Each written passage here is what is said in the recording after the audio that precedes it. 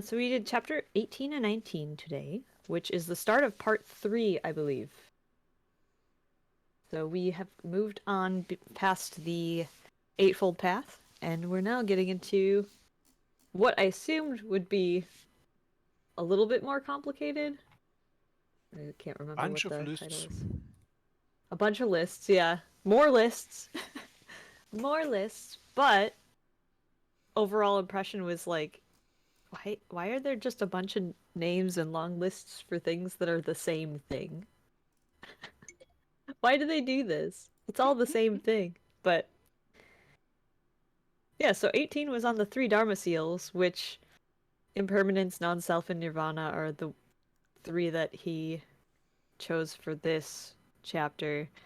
And he goes into like, oh, other schools sometimes will talk about it as different numbers or different ones. And there's a lot of like reference back to this chapter, reference back to that chapter. But the ultimately, I kind of thought these were all like the way it's talked about is that they're basically the same thing or different approaches to arrive at the same thing, rather. Yeah. Um, I don't know if anybody has anything. Stop me, because I Um, have. I don't know. On that first page, I really appreciated where he hits on like flowers decompose, but knowing this does not prevent us from loving flowers. Mostly because it touches home for me on some stuff I've been working through, and so it was just kind of a beautiful thought for me to reflect on.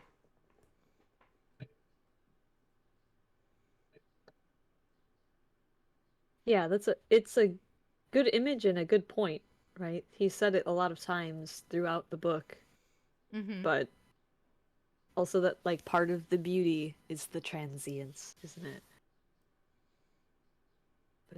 But they change and bloom and then turn into something else.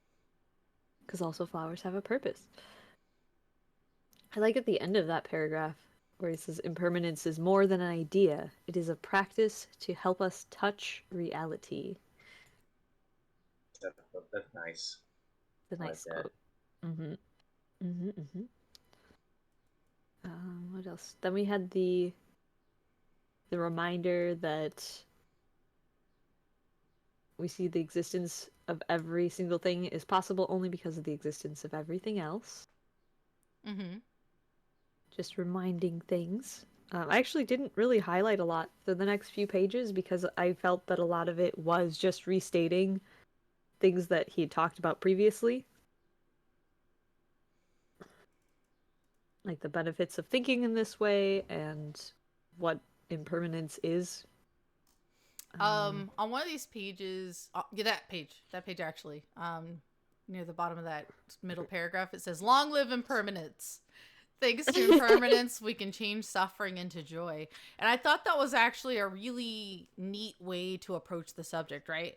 On the one hand, impermanence can be frustrating for us because there's an end to joy often, or an end to happiness here and there, or moments of happiness at least. But then in that same way, the impermanence is for all things, right? So there's going to be an end to the thing that's making you suffer as well. So Mm-hmm. I don't know. It was a nice little double, like, I guess the flip side of a situation for me. Yeah, I did actually highlight the sentence right before that one where it says impermanence is what makes transformation possible. Like it can't. It's a good thing. Mm-hmm. It's only a bad thing if Sorry. we're clinging to our attachments. Mm-hmm.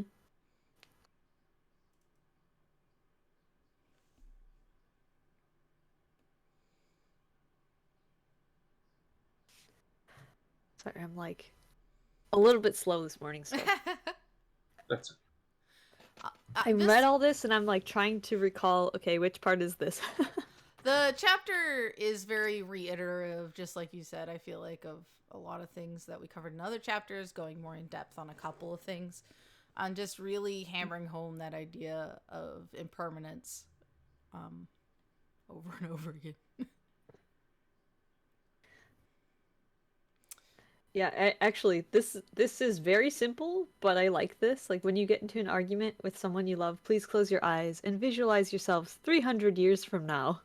Mm-hmm. Like it's a very simple exercise, but yeah, whatever you're arguing about seems pretty insignificant at that point. I really appreciated his cookie analogy. Oh my god, yeah, the cookies. It was a delightful analogy to read through. I imagined the moment each cookie leaves the bowl of dough and is placed under the tray, it begins to think of itself as separate. This discriminative perception of the cookies. And the cookies argue. Now I'm going to think of this every time I make cookies, by the way. Yep. Yeah. Just that cookies are complaining to each other, so I better give them enough room so that they don't get upset.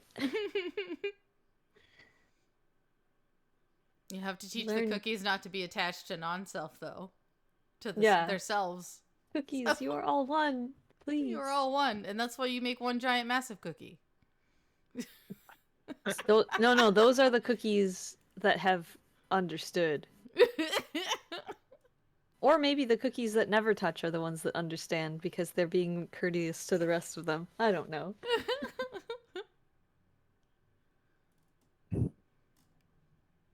Which of these cookies is enlightened? You decide.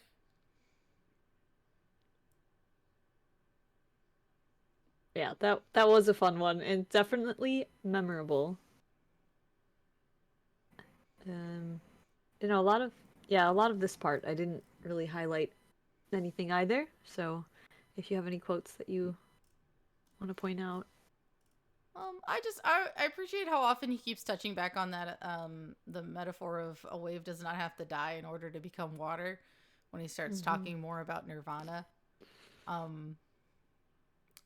Overall, this section for me was real interesting because it's just some things I hadn't sat down to super contemplate, like nirvana, for instance. But overall, interesting. What I did end up highlighting is actually a couple, like a page or two down. Yeah, the next page.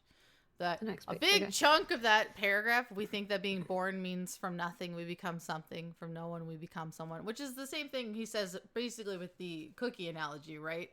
Mm-hmm. But just sitting on that for a bit, I highlighted it, and yeah.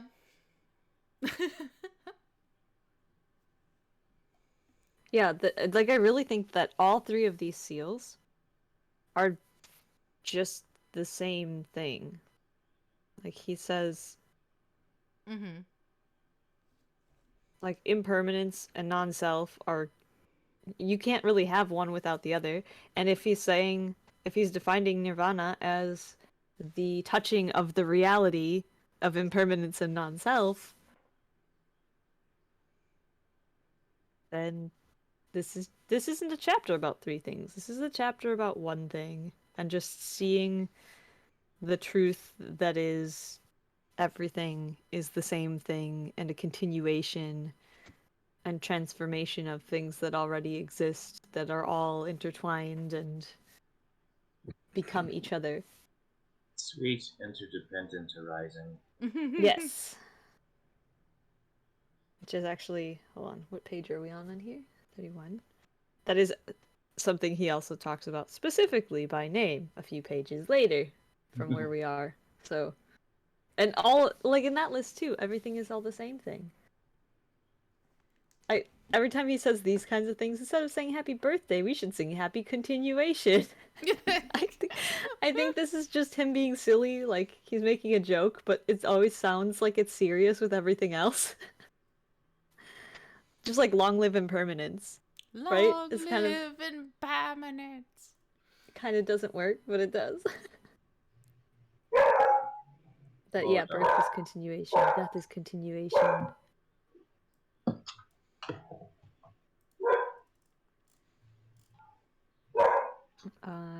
Geez, I went so many pages without highlighting anything. It's I just didn't. very. It's not I that didn't it's highlight. not worth contemplating, but it is kind of the same thoughts again and again. And if you just keep highlighting them over and over again. Yeah.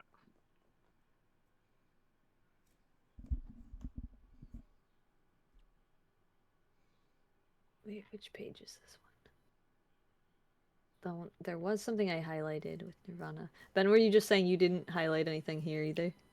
Yeah, in particular because I feel non-self and impermanence are things that have been discussed in the Sangha a lot, and Mm.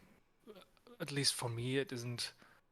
I mean, it's still good to reiterate on these thoughts, but it isn't anything particularly new to me. Mm-hmm. Yeah, even in weeks past, I think that he talked quite a bit about that, at least in the previous part, when we were on the Eightfold Path. So, I agree with that.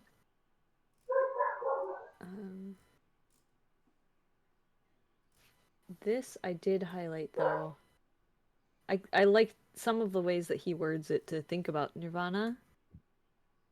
Like that nirvana teaches what we already are, what we want to become. We don't have to run after anything anymore. We only need to return to ourselves and touch our true nature. When we do, we have real peace and joy. Like very succinct.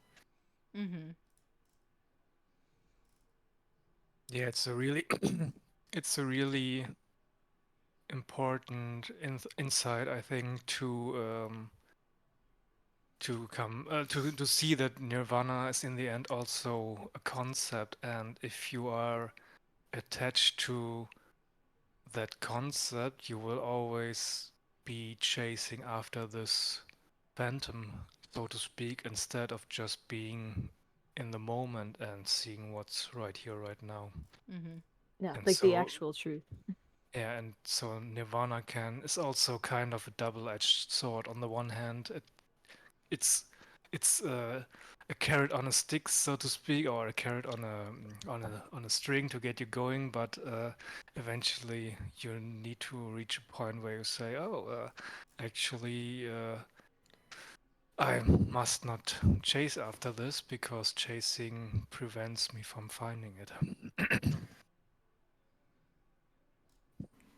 Yeah, I think that's exactly right. In fact, didn't he say something? I'm scrolling back on my tablet. I think we skipped it. Yeah, there was a part when he introduces the third seal that it's saying it's an instrument for crossing over to the shore of well-being. If you're caught in the Dharma, it is no longer the Dharma. Yeah, That it's exactly. only a raft, and so you can't. If you see only that instead of seeing the destination, right? It's a tool, and eventually, like this is for our convenience to be able to teach each other and Mm-hmm. arrive where we want to go, but this isn't like it is simply the path or a tool that we use to get there, not the final destination. In fact, the final destination isn't anywhere. It's here. It's all here all along.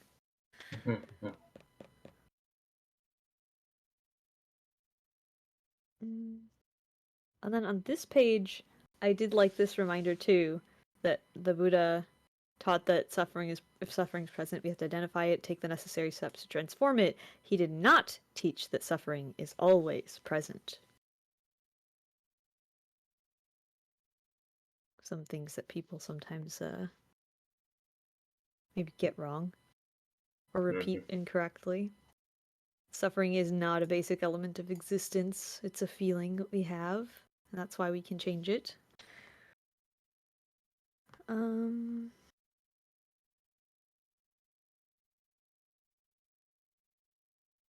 Yeah, and then there's several more pages that I didn't highlight anything.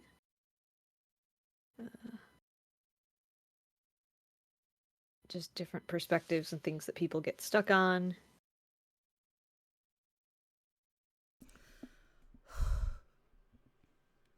I did like this bit where he says that like a lot of times we expect teachers to teach by example, but often it's the lesson. We should pay attention to the lesson and not the person, and that they can still teach us something, or there may be wisdom or value in the words that they teach us, instead of just being like, well, you didn't do the thing you said, so there's no value in it. If we just wait for someone like that to come along, we might miss the chance to benefit from the teachings that are available now. And I definitely see that as a very common criticism, I guess, when people act like, oh, this Yeah. person thinks that they can teach us blah blah blah, but they can't even do it themselves. But like, you can know what you should do and still struggle doing it, right? Right. Pass the So learning to if somebody's others. had a moral failing in one area, they take that to mean that anything they've said no longer has value. Mm-hmm. And that's an unfortunate approach because sometimes people can say, like you said, they can say valuable things even if they didn't follow their own advice. Mm-hmm. Or sometimes your mistakes teach you too, right? Like, go ahead, Ben. Yeah, in the end, I mean, we can learn about these things, but few of us are enlightened already. So we, until we reach that point, we are still just faulty mortals and must do with what we have. Mm-hmm. I think another thing to think about is like, I mean, he used a lot of examples of actual teachers, right? Like teachers and students, but I think if we apply it in other ways as well, like just people in general, there are often things that have helped us and that we worked through, and it's not gone all the way, but it's improved. And here's what I did to get from where I was, which was much worse, to where I am now, which is much better. And, to recognize we're still on a path toward improving even more, becoming more skillful, and that we're not perfect, but, there's a lot to learn still from somebody who was in the position you're in and got to a place that, even if that's not your final destination, maybe they're at, step 3 on your journey Yeah. or whatever, but they're still ahead of you, and that means you can learn something. And they were there before, like, yes, I remember that place. Here's how you get out of it. That's valuable still. That's important, and that doesn't have to be a teacher even. That could be for anybody. Yeah.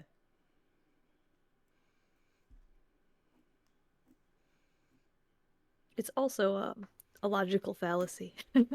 You can't you can't discredit somebody's argument, if you call it an argument, not that they're fighting, but you can't discredit somebody's argument based on the person who's saying it. Like, it still stands on its own, and we have to judge the statement in its own right, Right. not only in the context it's being spoken. Yeah.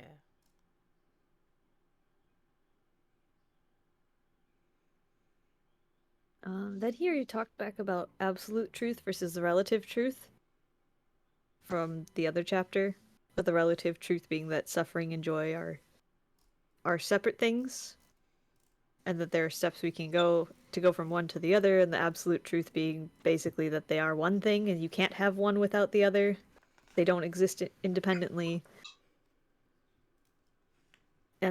And here he was very insistent that we have to teach both. Otherwise, the absolute truth makes no sense. You have to use relative truth to arrive at absolute truth, and especially if we're trying to share with others.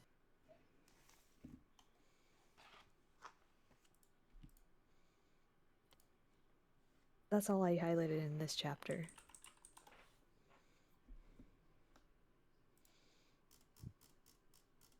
So nobody else has anything. And then we move to the 3 doors of liberation, which also where I felt the exact same things. 3 doors, but they're one thing. And then he said sometimes they're called the 3 concentrations. But reading back on what the chapter on right concentration is was basically also the same thing, which is recognizing that the self is made of non-self elements. Focus on the truth because this truth is reality, and that will lead you to right action. One So of the points he makes, though, like starting on the second page of this chapter, that I do think is important for to keep in mind if you're talking with somebody who hasn't been practicing, and I highlighted it was emptiness does not mean non-existence. And I think when I think about trying to describe meditation to somebody who's asked me, right, or something, and I'm like, it's not like you're not thinking. It's that the thoughts don't take root. I don't know, and I'm often very, very bad at describing things to people, so I don't know why anyone tries to ask me to describe things, but mostly I looked at that point and it was important to me. Mm-hmm. Because like that's such a, I think it would be really easy to do a lot of this reading and do a lot of this thinking and assume that my ultimate goal is to disappear into a void of nothingness and non-existence, you know? Yeah, which is also somehow different from death. Mm-hmm. But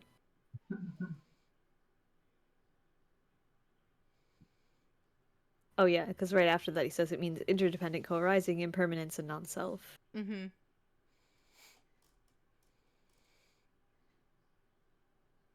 Which I still am not sure I completely grasp why they are specified separately. Yeah. Because It they does are seem the redundant. same. Like why does emptiness even exist as a word, like as a concept? Because isn't the same concept? I guess this is a question now I have for everybody else, because after reading this, I was expecting that, oh, maybe I'll understand it better if I read how he's worded it, because one, he explains things in multiple different ways, so I'm like, one of them will finally click, right? But I kind of didn't. I got through this and I'm like, nope, I still don't get it. It just seems the same as it just seems the same. Like, I think I get it. I just don't know why it's called emptiness instead of any of the other terms that it's already that seem to me to be pointing to the same thing. Yeah, it's really looking at it maybe from different perspectives, I guess. I mean, or Mm-hmm.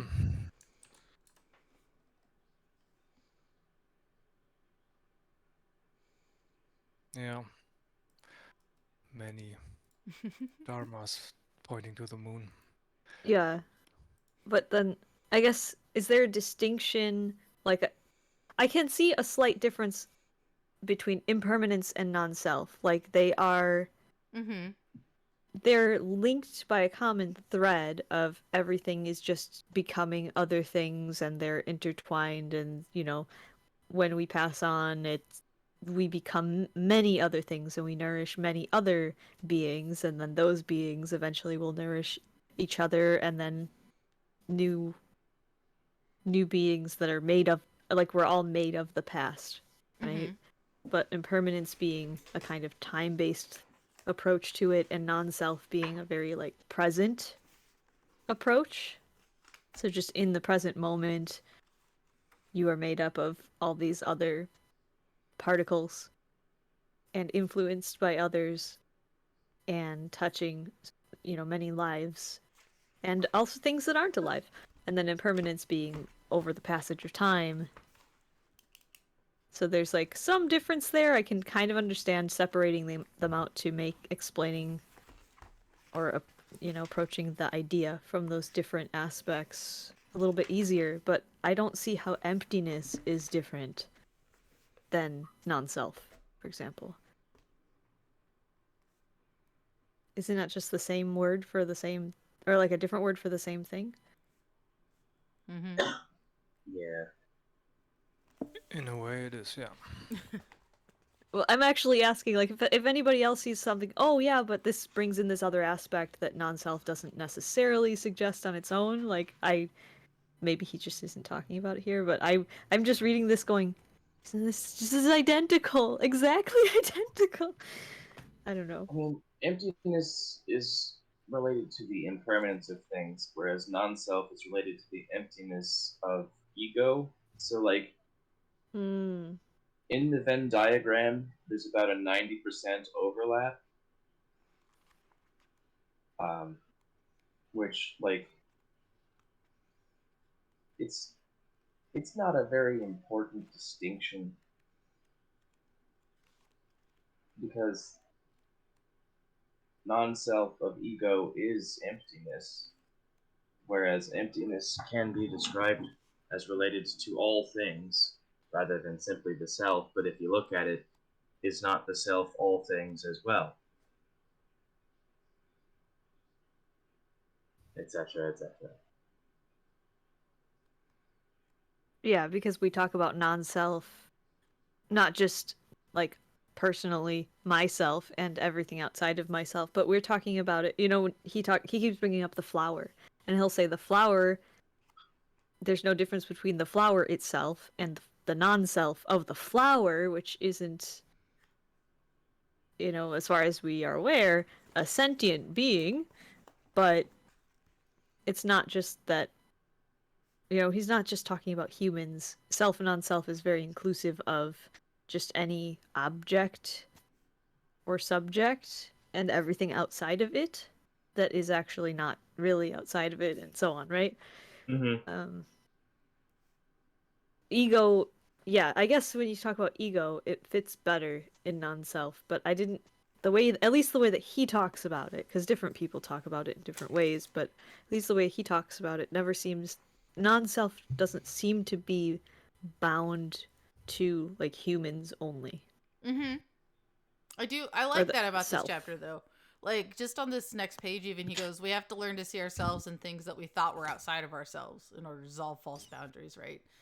And so I like being able to go through. So for me, I like the feeling that he's picked it apart for me and that I get to see how these things are really intertwined because I have an intuition that certain things are intertwined, but really getting to see it laid out is kind of cool for me.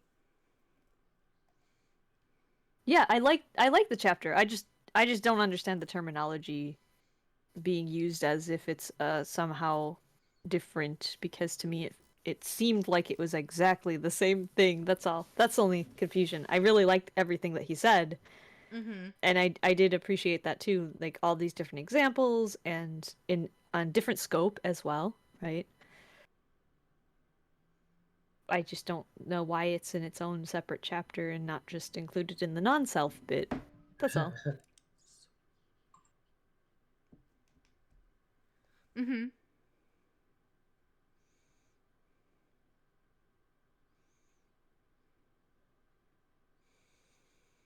He said like it's a way of staying in touch with life as it is. That concentration on emptiness is a way of staying in touch with life as it is. But that's what all of them are, because that's what he says is the absolute truth, is just the recognition that everything is everything else. Mm-hmm. Mm. Interbeing. There we go. They are all interbeing.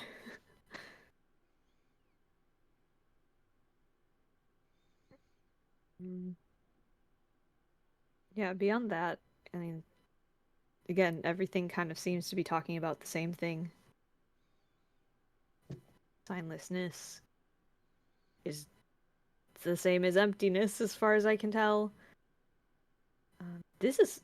I don't know if we want to talk about this too much, but this paragraph had a very good point, and it's a very. I think it was a good way to bring these kinds of ideas to a modern problem. Like this is something that's going on in daily life, in society, across the world, like across the whole planet. We have this problem. Here's a phenomena, and I think that here's how we can fix it. I think it's good, and I agree.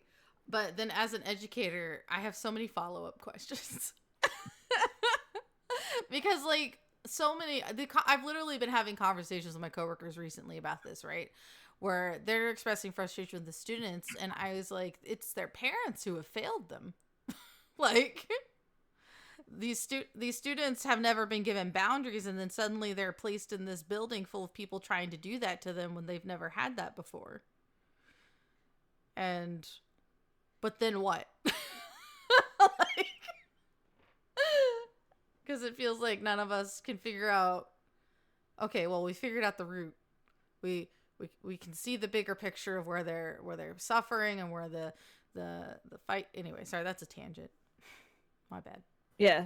Well, I thought it was an interesting one. I also don't think that that's entirely accurate either. Like, the parents are definitely a part of it, and often a very present, big part of most kids' lives, but not all. But it's not just that. I mean, he's talking about something more structural here. Right. Mm-hmm. It's not only the actual individuals that are in their families, it's the way society is organized, it's the way that education is organized, and the separation that we have from Well, one of the productive skills. The one of the sentences he uses on this page is young people harm themselves and others because life has no meaning for them. And honestly, that's exactly what I see in my students. Mm-hmm. Like, that's it. That's the feeling they emanate, and I don't know what to do about it.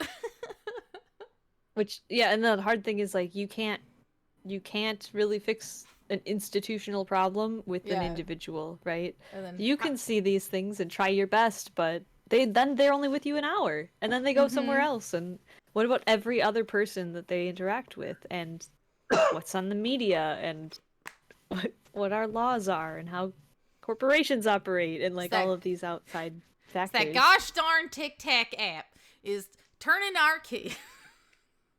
Sorry. Yeah.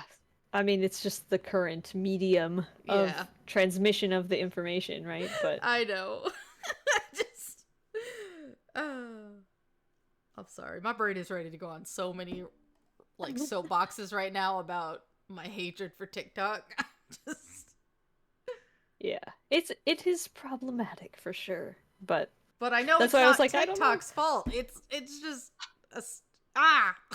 anyway. But is TikTok taking responsibility? No. Should it? I don't know. But, like, man, TikTok, you're not helping. That's for sure. Yeah, it's not helping. That's why I said I don't know if we want to go into this, because there's a lot right here. But I really appreciated the way that he was like, this could be an entire book in itself, right? Mm-hmm. But to take this and say, now let's apply this, which the paragraph right before that was just noticing the difference between the appearance of the thing and seeing that it's made up of everything and interbeing once again, and understanding the nature of something is made up of many other things, and then how we can now apply that to maybe something that people might think. I mean, I think everything's pretty practical, more or less, of this book, but in a practical way, right? In a way that applies to how we live our lives in a broader sense, and the way that we see people, or maybe judge people, or how can we actually spread this as well? How do we get other people to see this and understand this? And here's another example that maybe instead of just talking about flowers and rivers, he's now talking about society and culture and personal responsibility for a co-responsibility for the greater social ills and the planet as a whole, and how we can try to do our part with that. But yeah, you're right, there's way too much. There's so much in that. It can be its own book. He probably has something like that about that, but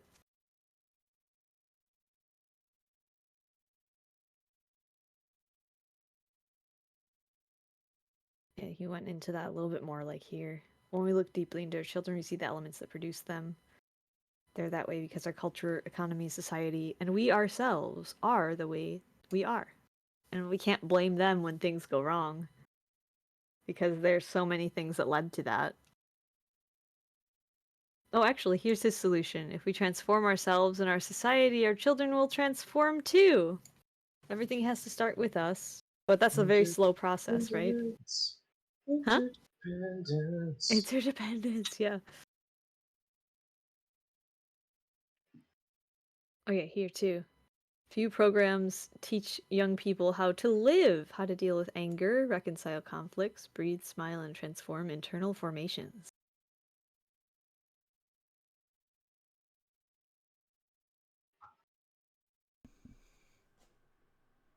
And I also like that he kind of just touched on it, but like he's seen young people do this. Like they go to Plum Village and he teaches them how to do these things, right? Mm-hmm. It's possible.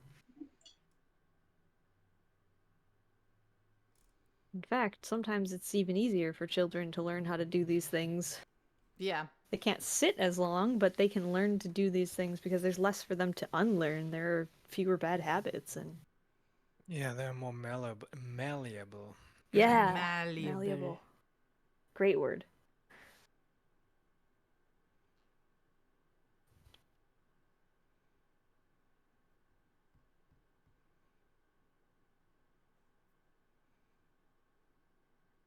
Let's see. What else?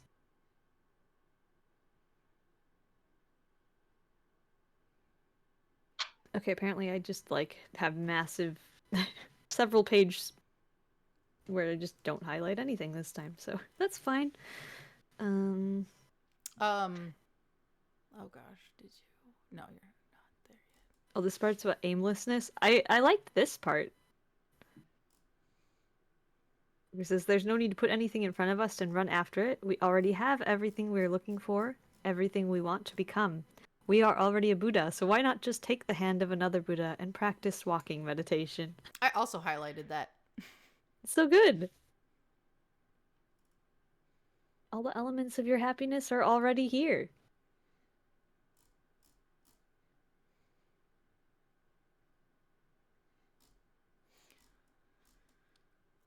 I like the little poem on the next page of like we're just waking up this morning.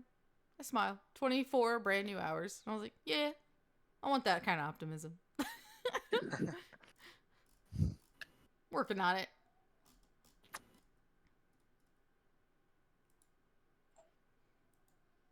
Present moment, wonderful moment.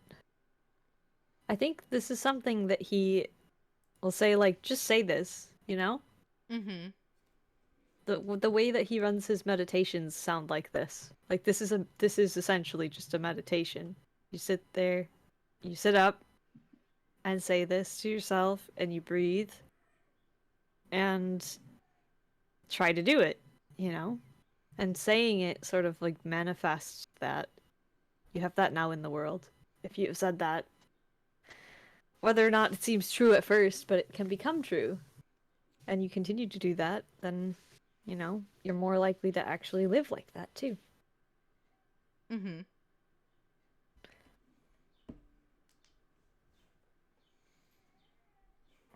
Yeah. He also talks a lot often about anxiety being like the illness of our time.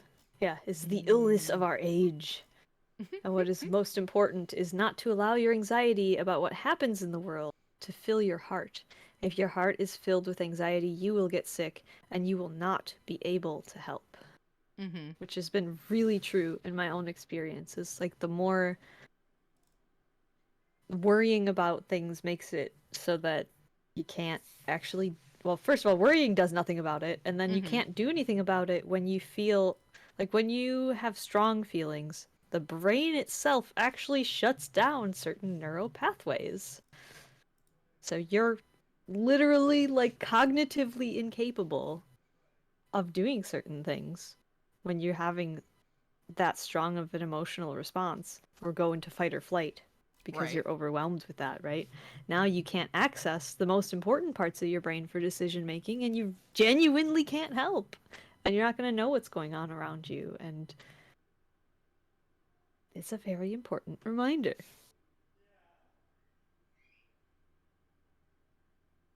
Oh, yeah, he actually says that. Worrying doesn't accomplish anything. Even if you worry 20 times more, it won't change the situation in the world. In fact, your anxiety will only make things worse.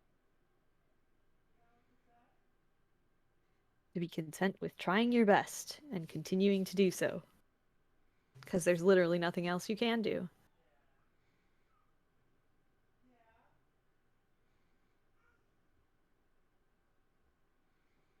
I like that. I like that way to live.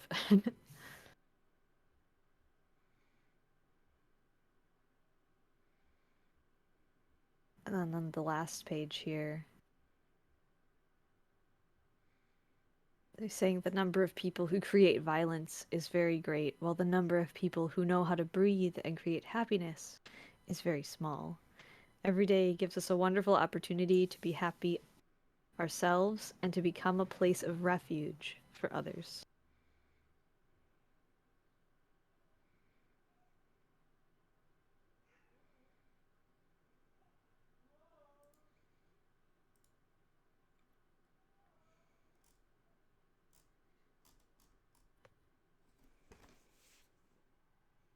Yes. Yes. Always end the chapter on something good. Oh, and then a little bit of humor too. Well, humor but serious. If someone asks us how long he has to practice in order to be happy, we can tell him he can be happy right now. It could be yours now. Just be happy, my guy. You can do it.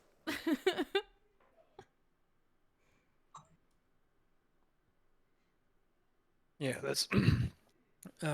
that's something else. I've also come to see more and more that happiness isn't really dependent on external factors or your circumstances. I mean, I look at my life, and I think I said it before, that objectively speaking, my life is pretty great right now. So why am I not happy? Yes, because stuff inside myself isn't aligned properly, or however you want to call it.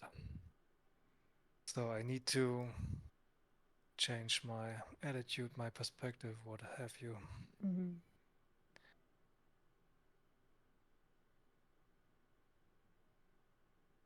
Yeah, that somehow you must be seeing things.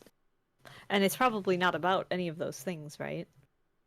I mean, unless you have some kind of grand aspirations that you're like, I'm here, but it's not good enough. But if it's not coming from that, then right, it's about something else that has nothing to do with all of that.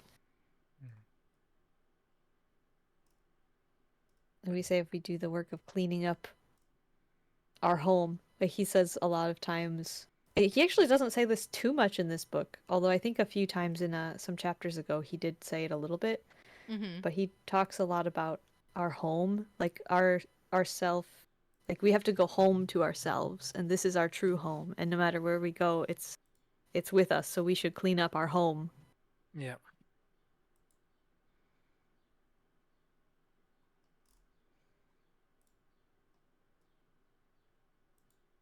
Lovely images. Mm-hmm.